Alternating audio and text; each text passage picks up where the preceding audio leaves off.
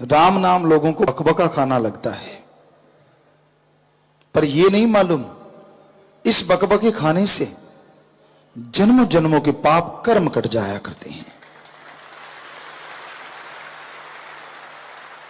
इंसान की तकदीरें बदल जाती हैं। सच्ची भावना, सच्चे हृदय से कोई राम नाम के रास्ते पे चले, हम गारंटी देते हैं अंदर बाहर उसे कोई कमी नहीं रहती। कई बार कोई तकलीफ आ जाती है, थोड़ी परेशानी आ जाती है, पर उसका मतलब यह नहीं होता कि वो आपके लिए राम नाम की वजह से आई, बल्कि उसका मतलब यह होता है कि पहाड़ से कंकर बन गया और कोई एक्सीडेंट में आपका हाथ पांव कटना था, रीढ़ की हड्डी पे चोट लगनी थी, सारी जिंदगी जो आपने चारपाई पे लेटना था, हो सकता है वो चंद खरोंच लग के आपका काम चल जाए। मरना तो सबने है, अगर मौत आ गई वो तो नहीं बदलती। हां, बेइंतहा भक्ति की जाए ये गारंटेड है, मुर्दों में भी भगवान परमात्मा वाहिगुरु राम जिंदगी डाल देते हैं। अभी आपने कल परसों यहां सुना कि कैसे बिहार से या नेपाल से सज्जनों की बात सुनाई गई।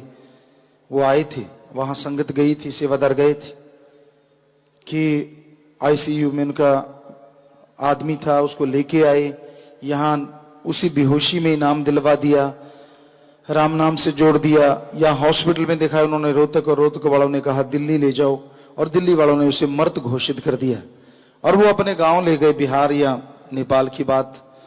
और वहां जाके उन्होंने उसके रोजाना सारे इकट्ठे बैठ के सुमन करने लगे सुबह शाम, और उसके होठों पे दूध लगा देते थे, पानी लगा देते थे सुबह शाम, क्योंकि पीता खाता तो था ही नहीं, क्योंकि डॉक्टर ने बोला कि ये डेड बॉडी है।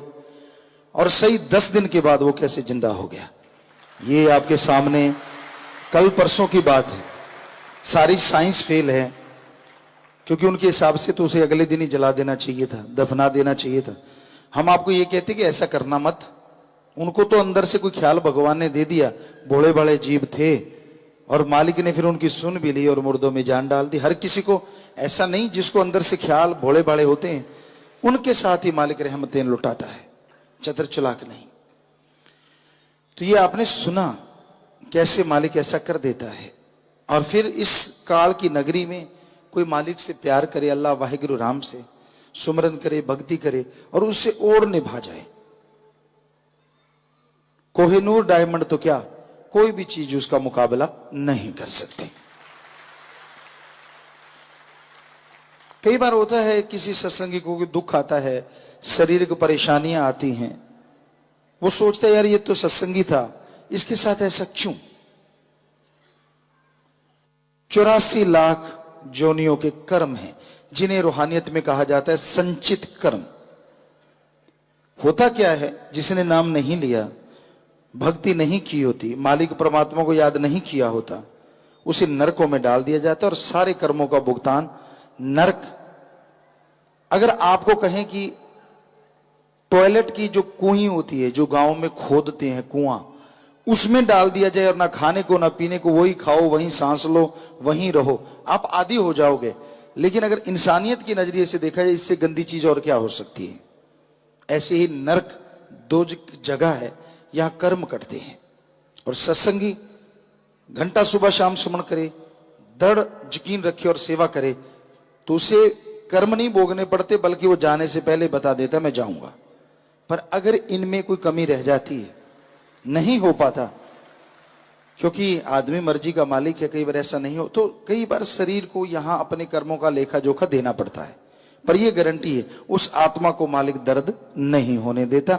उसे अंदर से कभी भी वो चीज नहीं होती कि हाय ये क्या। वो बोलेगा जरूर, क्योंकि शरीर है, कहीं ना कहीं उसकी कर्म तभी कटेंगे ना अगर महसूस होगा तो वो महसूस होता है, वो दिखता है।